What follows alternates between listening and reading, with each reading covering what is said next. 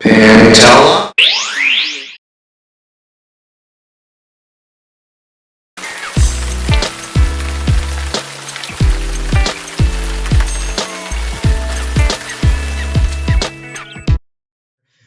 My guest today is Canadian voice actor Lee Tockar. Go ahead. Tockar. Yep. Thank you Tockar. and welcome. Hi. Why don't you tell the viewers some of your more prominent roles? George of the Jungle, which was me, but a little dumber. Oh. Yakety Yak. I played Yakety. Frieza in Dragon Ball Kai. Parman Shan in Dragon Booster. I played King Kong in the King Kong series, which was just a bunch of gorilla noises. My Little Pony, I played Snips and Stephen Magnet in that. I'm an idiot! I simply cannot let such a crime against fabulosity go uncorrected. Ow! What did you do that for? Oh! Over 8,000 episodes and hundreds of things. So I don't know. IMDb me. And of course, Ravage from Beast Wars and 25th year anniversary this year. So, it was a trap. You were a piece of work. Even in prison, you still operate your own agenda. I am not naive. You have no intention of returning me or any of us to Cybertron alive. That is true. But your crew is scattered, and I want no witnesses. I happen to have you right here. There you are. Look at me. Look at me looking at you. Look at me looking at me. You know, it's funny with this particular figure. I never thought I'd have the chance to say I've gotten your character right here. There you go. Yeah, and here's your Autobot counterpart named Stripes. Oh, cool. Yeah, that's really cool. Look at you. Wow, you got more toys of me than I do, and I thought I had every toy of me. You've got a very limited foot in Transformers. It was sort of a pivotal couple 3 episodes, but I enjoyed it. It was a strange way that I got the role in the first place, so I was happy to be part of the franchise at all. Thank you, Ace 50. Yeah, anyway, I've been looking forward to this interview, and I checked out some of your other stuff, and you seem very professional. And I'll start with the question that's literally at the very top of my list. The voice director of Beast Wars was Susan Blue. Yes. What was your experience with RC like? Well, Sue Blue, she's directed me in loads and loads of shows. The last one was King Kong, or Kong, and she is a fantastic director. I don't know if she's still directing now or if she's retired. I'm not sure, but she really knows what she wants out of her actors, and she's very on point when it comes to making specific requests. Her directing is very specific, and you have to be really on your game. But she was amazing to work with all the time, every time I've worked with her. Beast Wars was still when I was still kind of a fledgling. I found her professional and charming, and yeah, I really enjoyed it. I hate getting bad directors, because a good director should basically just bring out the best, just let the performers perform and bring out the best nuances that they can, and then finesse them after they hear it once. She knew what she wanted right out of the gate, and so it was really easy to interpret as we went along. Where did the dubbing for that take place? Because I thought Susan Blue was an American voice actress. Voice director, you mean? Yeah. We did it at Pinewood Studios. That's where I did my audition for it. So I'm sure that's the same place that we did it. It's no longer there anymore, downtown Vancouver, but I think there's still a Pinewood Studios in London, I believe.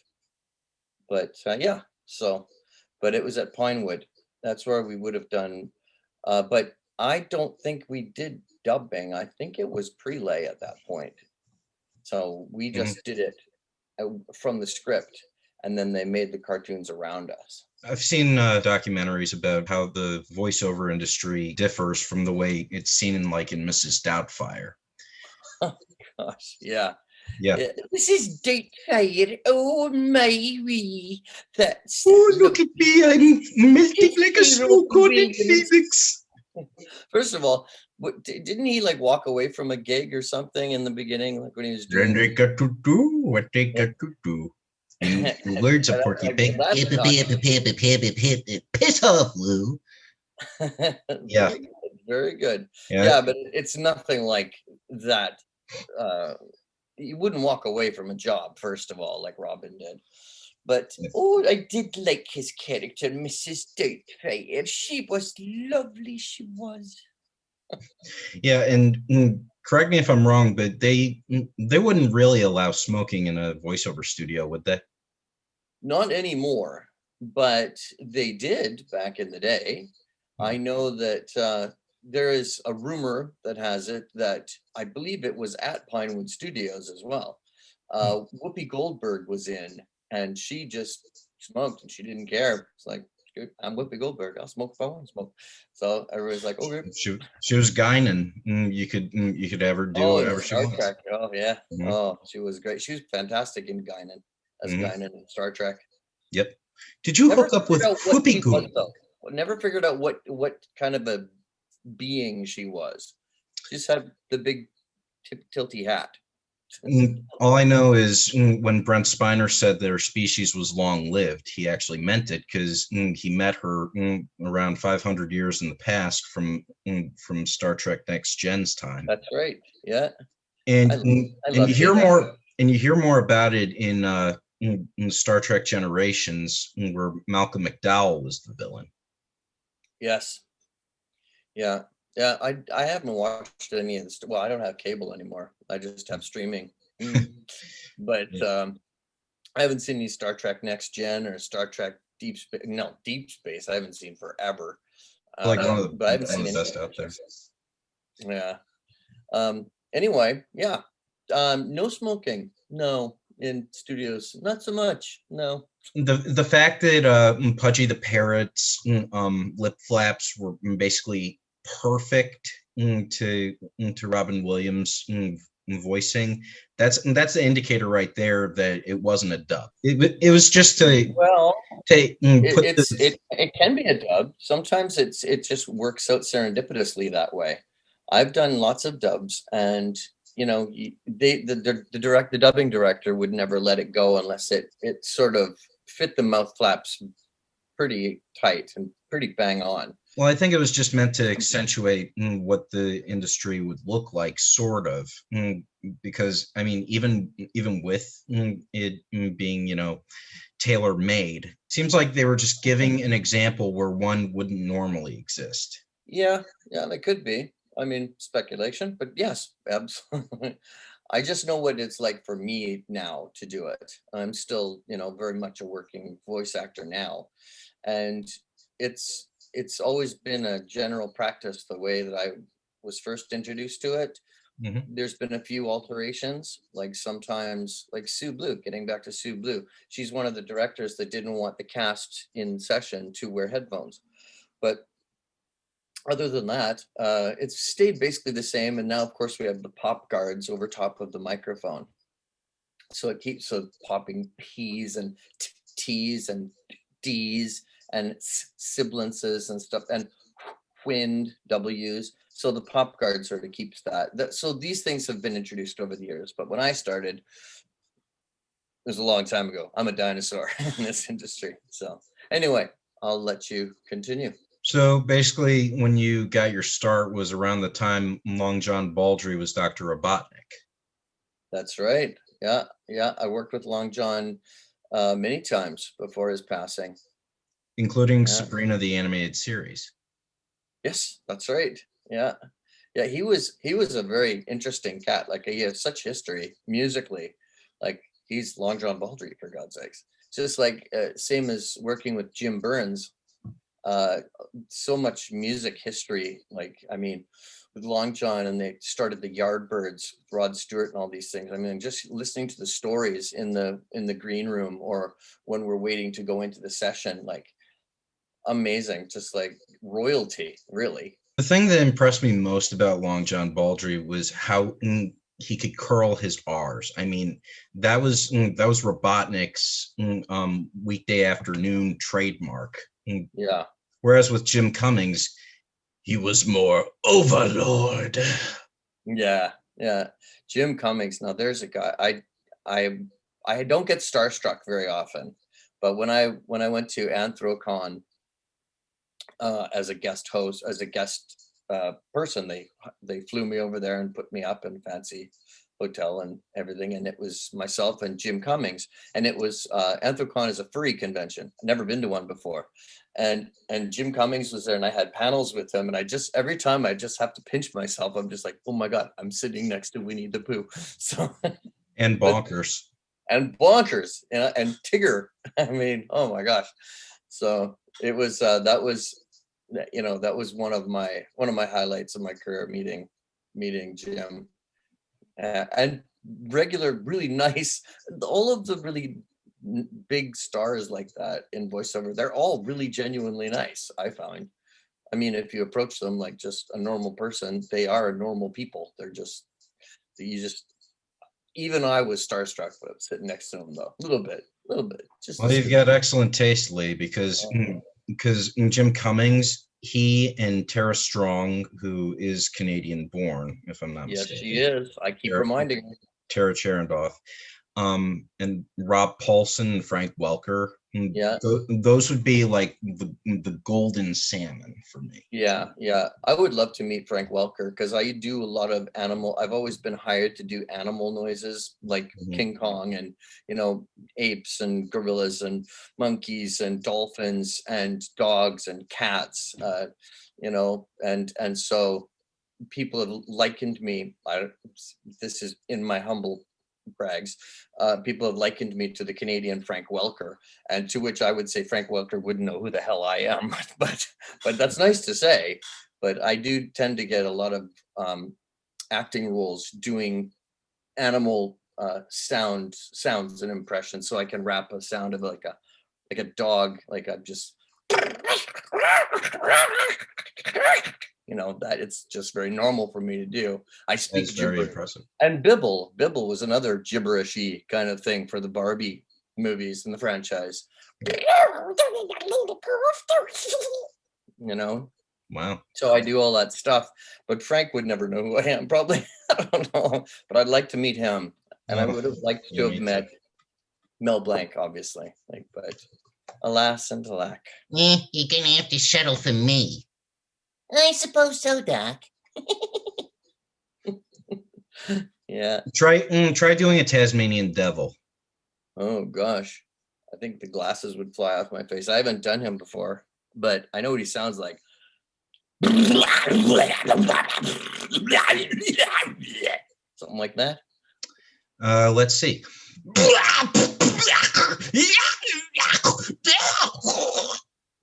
Oh, it's a octopuses, seals, penguins, people, yaks, snoots, wildebeestes, white no rabbits. Hey, that's pretty good there, Doc. You might have a future in it yet. Hey, I liken it more to the Jim Cummings version because when Mel would talk as Tears, he'd sound more like flattery'll get you nowhere. And you can't fool me again. Now, see, I think if Cummings did it, it'd be more like flattery'll get you nowhere. And you can't fool me again. Spot on, mate. Spot on. Thank you very much. I very much appreciate it. No, not worry, not to worry at all. Anyway, please, by all means, next question. All right. You were in both Sonic the Weekday series and Sonic Underground. In the regular adventures, Gary Chalk, your guys' equivalent of Peter Cullen. Actually, Cullen was born in Canada also, if I'm not mistaken. I think Gary was born in England. I think so. Not sure. Optimus Prime is Optimus Prime. I just spoke to him the other day. Gary's one of my favorites. When we worked together on so many shows, we've worked together, and it was like I could never look at him. He'd be sitting right next to me, and he knew he could crack me up just by looking at. And he'd just turn full on. He'd be doing it. He'd have the microphone here. I'd be where you are, and he'd just turn and go. And I'd say, director, make him stop it. It was Paul Quinn was the director. What was your greatest influence in wanting to be in the voiceover industry? If you can attribute it to anything. Like, yeah, I can. Yes, I absolutely can. And like many others, Mel Blanc. Would you believe I'm Bugs Bunny? I'm also the voice of many other cartoon characters. But in here, they don't care if I'm Elmer Fudd. So I carry an American Express. By far, he's my go-to. I remember being a kid and sitting in front of the big wooden floor mount televisions at my grandma's place every Saturday morning, and Mel Blanc would entertain me. And then I found out when I was older that he did all the voices, and June Foray did all the female voices.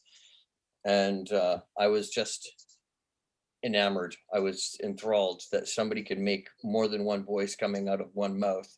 And so that's when I started to do stand-up comedy and did talent shows. I was just a little gaffer, and I just loved it. And it was all because of Mel. He's my touchstone. I wish I could have met him, but oh well. That's basically my story too, except I saw Mel Blanc for the first time when he was way older in a white suit.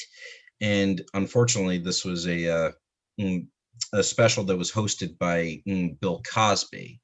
But I'm not going to let that poison us. Okay.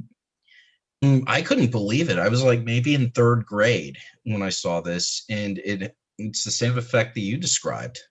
He has that effect on people because he's so versatile. And back in the day, that like he was one of the first people that did that, you know. And Bugs Bunny was one of my favorites that I started doing when I was just a kid, you know. And oh, carrot satisfying, you get a dozen for a dime. It's magic. If exactly. Can stay roasting, I hear. It's kind of freaky, isn't it? It's pretty freaky that we're on the same wavelength here. Okay. We are, yeah. I did him, and I did Kermit, and I started collecting voices when I was a kid because of Mel Blanc. So there is a elongated way of a truncated version of an answer. So yes, Mel Blanc was my inspiration, bar none, hands down. Man, stop, period. I wonder how many other voice actors out there probably have that same answer. Oh, probably very many. Probably. When a voice actor who is in the States is on a Canadian studio show, like for instance, Tara Strong, she has her own studio in California, and she would send her dialogue back and forth, and Tabitha St. Germain would fill in for her voice during the recording sessions. Is that kind of how it works? No. What happens is, like, I have my studio set up in the back here because this is my live work studio, the Bat Cave, I call it. But I have my studio in the back, and so I will do auditions from here, just like Tara would do auditions and get the part and stuff. But if you have ISDN or if you have Source Connect or one of these fancy new things, and you can actually hook up to whatever studio is, like Trevor Devall does this when we were doing Johnny Test and some other shows, because he's in LA now too. And so he has his own home studio, and he has Source Connector. I don't know what he's using, but anyway, so he phone patches in, and then the engineers here, they will take control over his desktop, and they will mix it so that it syncs, and so that the sound of him in his booth can sort of sound EQ properly with the sounds that we are doing when we're in full ensemble cast in session, say at Coco Productions or Dick and Rogers or whomever else, or, you know, wherever else we're performing. So I don't know about the specifics with Tara Strong and Tabitha St. Germain doing scratch track. It doesn't sound like that's something that happens. I don't think Tabitha St. Germain would do scratch track for Tara Strong. I don't think that happens. I think during the script, if they're not available, or if they can't do it in LA, then somebody will read in those lines. they'll just read them in. Like I could read Tara's stuff if I'm in session with everybody. The director will say, you, Peter New, you do Tara's lines whenever they come up, or somebody, or Ashley Ball or something. And then you do Tara Strong's voice, and you just don't, not the voice, but you do the lines. And then they'll fly them in later when Tara's in her own studio or in another studio in LA. That's how it works. It's not like, I don't think there's anybody with scratch track. It's just, they just fill in the voice. Anybody can do it. And then Tara would come in later if she doesn't have the home studio of her own that she can just jump in on the session. Does that make sense? It does. Random question for you. Love random. As a school age pony, you got to work with Madeline Peters, Michelle, I don't know if it's Kerber or Serber. Creever. And Claire Corlett, daughter of Ian James. I noticed the difference in Claire's voice from season 1 all the way into season 9. So that would mean she grew up on the show. What was it like to watch a fledgling voice actor grow all those years? Oh, well, that again has happened many times too, because they start young and then because they have a great, fresh sounding, youthful voice. They're locked into that character, and the character can't help but sound differently as the body grows and the larynx expands or contracts or whatever, deepens in range. Andrew Francis did that. We were doing, I think it was on Book of Virtues. I think it was the cartoon that I was doing. Andrew was just a little kid, and his voice was kind of high and a little squeaky. And as he got older, now he's playing, chord in Slug Terra, and he's got this really deep sort of sound, He's a really deep, bassy character now. And I heard the sound of his voice change as he went through puberty and adolescence and everything. So it's kind of interesting to note, but it makes me just feel very old, because I'm like, I knew you when you were just a little kid, and now I look at you. What would you say the average voice session would take? How long from beginning to end? If it was a studio read? Well, if it's a studio read, it goes by union regulation. So a session fee will be a 4-hour call time. Anything beyond a 4-hour call time is overtime. So it's usually done in blocks of 4 hours. And so we have to get a whole episode done, or maybe a half episode done, or a pickup session done. So that's when we do the session, but then, they decided to make changes or tweak it a little bit, and then they call you back in to do a pickup session. And so that it's usually about a 4-hour call time. It's very by the book. It's all union regulations. So, and for ADR, it's the same thing. It's all 4 hours usually. And that goes in line with what Michael Bell said when he was the voice director for Fox's Peter Pan and the Pirates. He said that he was able to shrink it down from an 8-hour session to a 4-hour session. To what you just said, that makes it sync up. Yeah, it does. Yeah, it's union regulations, and I think that's down south and up here in Canada. It's pretty similar, because SAG rates and UBCP actual rates very similar. Can you provide us with Frieza's voice as it was done in the Ocean dub? Sure. Yeah, I just know that he hurt my throat a lot, because he was very screamy, but he had this very high, shrieky kind of. Oh, the phrase was, Super Saiyan. Now it is time for me to destroy you. So that would be the version of Kai that everyone in the United States would have seen, right? I suppose. Haven't seen it up here, though. I'm still looking for it. I'm still waiting for Ocean to release the dub. But the one that they did, I believe Funimation in Texas did a version, and then we did our version. But our version is still on the shelf someplace at Ocean. It was a matter of legalities and territories, and I really don't know about that stuff, so I don't want to comment on it. So I never understood either, because Maggie Blue O'Hara was Bulma, and Ian Corlett was Master Roshi, and those were the only ones that I could pick up. Well, yeah, no, and Kirby was in that, and Brian Drummond was in that, and there was a lot of the same group that, you know, we migrate from studio to studio and franchise to franchise together. So we all play different characters in different franchise, but I know that there's so many people that I work with in my hashtag cartoon family here in Vancouver that were on that show. The show itself was great. The director, Carl, amazing. And so why it got shelved must have been something to do with territories or some legality thing. And I don't understand it, and I don't want to speculate. So I don't Okay. know. Good cast, though. Really good cast. We don't have to. You were in a couple of episodes of X-Men Evolution. You must have seen a lot of familiar faces in that studio. That was Iron Man. I was MODOK. Yeah, X-Men. I don't remember what I did for X-Men, though.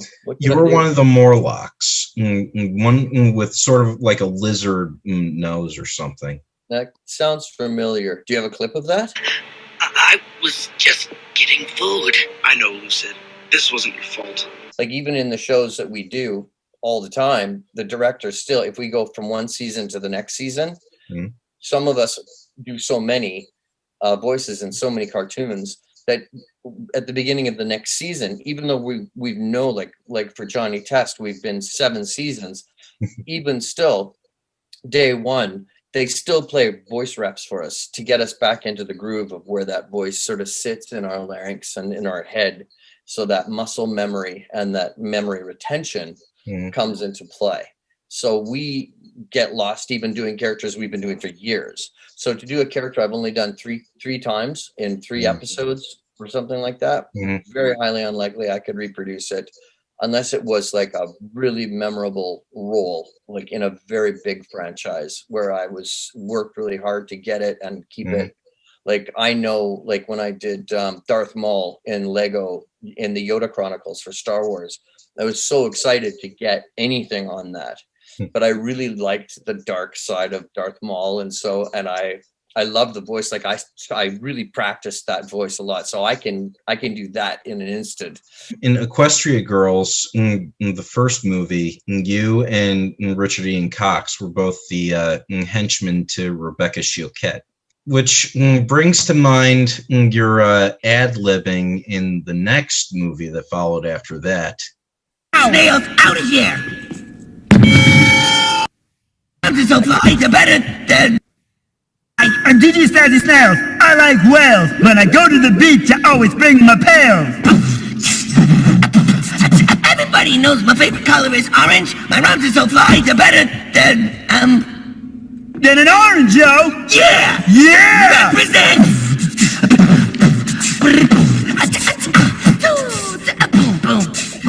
How do we get off the stage? I'd like to leave right now. Bam! That just happened. Oh yeah, we get snails out of here. I remember having a lot of fun with that. Yeah. Yeah, beatboxing is something I used to do in my part-time, and I didn't do it very well, but it just worked perfectly for that. But no, that was a lot of fun. Oh, we can't all beat Jeff Thatcher. I had to be the guy that would try to rhyme something with orange. There is a word that actually rhymes with orange, you know. Well, it's called sporange. It's called sporange, and it's the underside of a mushroom cap. That is the place where all the seeds are. The spores are, and they're held in that little wrinkled thing underneath the cap, and that's called the sporange. Wow. You heard it first here. All right.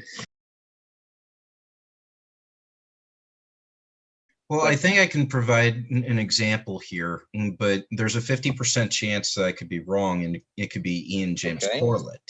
Looks like your whole family's in shock. No, they're this way all the time. What's the verdict? That's Ian. All the time. Yeah, Ian and I have a very similar vocal range, but that was Ian. We have a very similar vocal range. We're up for a lot of the same stuff. The one that I told you where Andrew Francis was still a kid, that was for Book of Virtues. And they actually had me and Ian at the same time in the studio vying for the same part of Ari the Groundhog. And it was for this Ari the Groundhog. Why don't you tell him the one about For Want of a Horseshoe Nail? And Ian was there and I was there. And it's one of the rare times that you have that you're vying for the same position in the studio together. Wow. And yeah, and so he went first, and so I got a chance to go second, and I listened to what he did, and it was weird. You don't usually cut heads in a studio, but that was Ian James Corlett. You and Ashley Ball were both ghosts in the Pac-Man adventures, right? That's right. Yeah. Inky, Blinky, and Inky. I was Inky, and then Blinky and Clyde, I think, was the other one. Yeah, and that was Brian Drummond. But that was really fun episode. We had a lot of fun with that. I still have yet to see a full episode of it. But Inky was very much like the Snips character I play in My Little Pony. They're all variations of that raspy, high-pitched kind of thing that I usually get called in for. You know, I actually always hoped for Aaron Matthews' Pac-Man and Ashley Ball's Pinky an item because it was just so cute and how she always vied for him. Yeah. And speaking of vying, let's talk about the golden elephant in the room. What's that? Susan, Tess, what do you think of my new carriage? And what do you think of my riding crop? You must have had a lot of fun being Bling Bling Boy. Yeah, I had a lot of fun. 7 seasons, and yeah, and who knows? Maybe there'll be more. I am not at liberty to say. I can't comment, but Bling Bling Boy was awesome. I still have people that think that I should have had a crush on the other one instead of Susan. Guilty. Oh, sweet Susan. You know, Jonathan, I will destroy Pork Belly unless Susan Test goes on a date with me. That's the one line that I remember from him because that was my audition line. I always remember my audition lines the easiest.